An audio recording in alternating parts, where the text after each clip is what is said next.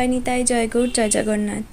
আপনি কি জানেন আগামীকাল এমন একটি ব্রত আসতে চলেছে, যেই ব্রত যদি আপনারা পালন করেন তাহলে 88 ব্রাহ্মণকে ভোজন করানোর ফল আপনারা পাবেন। আগামীকাল আসতে চলেছে পবিত্র যোগিনী একাদশী ব্রত, আষাঢ় মাসের কৃষ্ণপক্ষের এই একাদশী ব্রত 11ই জুলাই শনিবার।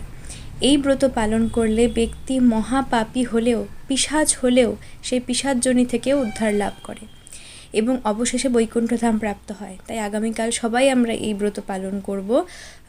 যারা নির্জলা পারবেন তারা নির্জলা করবেন, তবে যারা পারবেন না তারা ফল, দুধ, বাদাম এই সমস্ত প্রসাদ পেতে পারেন, অনুকল্প প্রসাদ পেতে পারেন।